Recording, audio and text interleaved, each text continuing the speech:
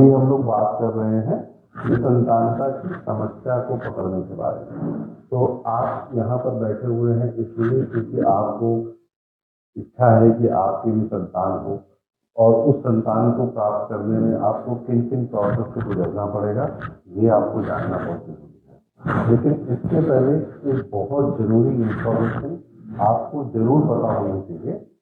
मैं थोड़ा सा साइंटिफिक लैंग्वेज में बोलूंगा, बट मुझ पर भरोसा करो, आपको सब कुछ समझ में आएगा जो कुछ मैं बता रहा हूँ। देखो, किसी भी महिला में, चाहे वो किसी भी देश की हो, चाहे वो किसी भी शहर की हो, चाहे वो किसी भी गांव की हो, चाहे वो किसी भी धर्म की हो, ऊपर वाले ने जब हम इंसानों को बनाया है, जब महिला को बनाया है, तो उसके अंदर सब कुछ बराबर बराबर सेम तरीके से डिस्ट्रीब्यूट किया है, सब कुछ सेम चीज की हुई है। क्या दिया हुआ है?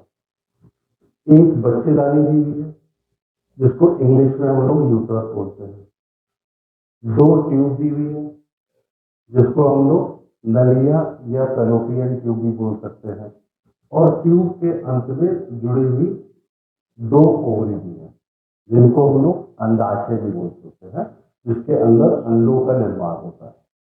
केवल 3 चीजें, क्या? एक बच्चेदानी, 2 फैलोपियन ट्यूब और 2 ओवरी। एक बच्चेदानी, 2 फैलोपियन ट्यूब और 2 ओवरी। सारी महिलाओं में ये चीजें होती हैं और ये सब में बराबर बराबर तरीके से होती हैं। ये यूट्रस के नीचे एक लंबी नली टाइप की रचना होती है जिसको हम लोग वजाइना बोलते हैं। हस्बैंड और वाइफ जब संपर्क करते हैं तो वो फीमेल में वजाइना का हिस्सा ही इस्तेमाल होता है।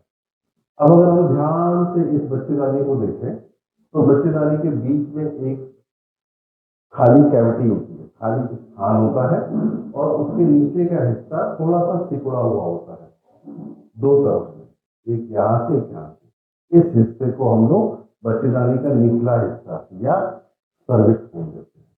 ठीक है। अब अगर हम ट्यूब को ध्यान से देखें तो ट्यूब ऐसा बहुत घुमावदार वाला स्ट्रक्चर होता है जो बच्चेदानी को अंडाशय से जोड़ता है, बच्चेदानी को अंडाशय से जोड़ता है। तो ट्यूब का मेन काम क्या हुआ? ट्यूब का मेन काम हुआ कि वो हमारी बच्चेदानी को हमारे अंडाशय से जोड़ने वाला कनेक्शन होता है। जैसे हमको किसी एक गांव से दूसरे गांव में जाना है और बीच में नदी है या पहाड़ है तो हम एक ब्रिज बना देते हैं। तो ट्यूब का काम उस ब्रिज को बनाना है ताकि बच्चेदानी और जो यूट्रस और ओवरी कनेक्ट करें, दाहिनी तरफ बाईं तरफ, लेफ्ट साइड और राइट साइड, 2 तरह की ट्यूब होती है। ठीक, और दोनों ही तरफ अंडाशय होता है। अंडाशय का क्या काम है? अंडाशय का काम है कि उसमें अंडों को बनाना, उसके अंदर अंडे बनते हैं। और इसी वजह से जब आपको महीना आता है, महीने के पहले दिन से लेकर के अगले महीने के पहले दिन के बीच में जो कुछ भी होता है वो आगे जाके हम आपसे डिस्कस करेंगे। तो उसमें एक अंडा कोई छूट करके ट्यूब में आता है। एक अंडा जब छूट करके ट्यूब में आता है और हस्बैंड और वाइफ में जब संपर्क होता है तो हस्बैंड के शुक्राणु बच्चेदानी से होते हुए इस पुल से, इस ब्रिज से, इस कनेक्शन से होते हुए इस अंडे के पास जाकर मिलते हैं। तो उस ब्रिज का, फैलोपियन ट्यूब का दूसरा काम क्या हुआ? फैलोपियन ट्यूब का दूसरा काम हुआ कि अंडे और शुक्राणु को मिलने का स्थान देना, जहां पर अंडे और शुक्राणु एक दूसरे से मिलते हैं और क्या बनता है? बच्चे का बीज, भ्रूण बनता है। इसी भ्रूण से आगे संतान बनने की कहानी शुरू होती है। तो अभी हमको क्या फोकस करना है? हमारे शरीर में एक बच्चेदानी है, 2 ट्यूब है और 2 ओवरी।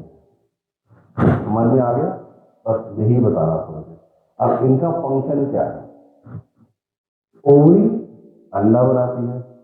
जब हस्बैंड से स्पर्म निकल के बच्चेदानी से होते हुए ट्यूब के थ्रू जाते हुए अंडे से मिलता है तो फैलोपियन ट्यूब में भ्रूण बनता है।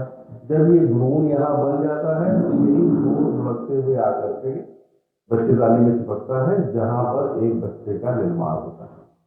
अब इस बच्चेदानी को आप ध्यान से देखो, इसमें इतनी मोटी मोटी दीवारें हैं, 3 दीवारें हैं, ठीक है। सबसे अंदर की जो दीवार होती है उसी को हम लोग बोलते हैं एंडोमेट्रियम, अंदर की झिल्ली। कहते ना बच्चेदानी की गद्दी अच्छी है कि नहीं है।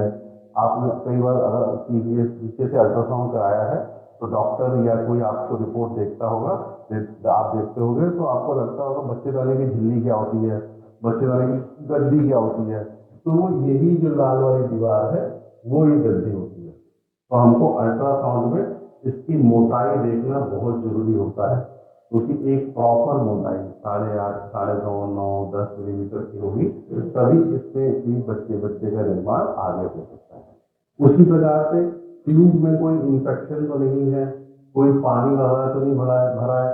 आपने अल्ट्रासाउंड में ये भी रिपोर्ट में कई बार देखा होगा हाइड्रोसल्फेट हो जाता है, या कभी कभी कोई ट्यूब में ही फंस गया एक्टोपिक प्रेगनेंसी हो जाती है, या कोई और एबनॉर्मलिटी है टीबी की वजह से या किसी वजह से। तो अगर कुछ ऐसा है तो हमको ट्यूब का भी एक्सरे देखना पड़ता है कि ट्यूब हमारी खुली है कि नहीं खुली है। ट्यूब के खुलने का मतलब ही यही होता है, अगर ट्यूब खुली है तभी अंडा उस पर जा पाएगा, तभी शुक्राणु उस पर आ पाएगा।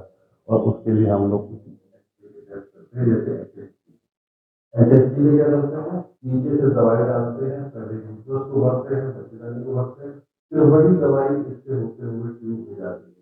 फिर एक्सरे ले लेते हैं, तो एक्सरे लेते हैं, अगर ट्यूब में यहाँ से दवाई भर रही है तो वो एक्सरे में आ जाता है, मतलब ट्यूब खुली हुई है। अगर कहीं पे फंस जाता है, जा ही नहीं पा रहा है, तो एक्सरे लेके वो रुकावट दिखाता है, मतलब ट्यूब का है। ठीक है। उसी प्रकार से अंडे जाने के लिए हम लोग जब स्कैन करते हैं, अल्ट्रासाउंड स्कैन करते हैं, तो हम देख लेते हैं उसमें कि कितने अंडे हैं, कितने फॉलिकल हैं, फॉलिकल हर फॉलिकल के अंदर एक है। जितने फॉलिकल होते हैं उससे हमें अंदाजा लगता है कि कितने अंडे निकल के आ सकते हैं मैक्सिमम। ठीक है। इसमें कोई भी एब्नॉर्मलिटी होती है तो हम आगे बढ़ते हैं। इन 3 चीजों के बारे में हर एक महिला को पता होना चाहिए, जिसको बच्चा नहीं हो रहा है, बच्चेदानी, तो थैंक यू। अगर कुछ नहीं समझ में आ रहा है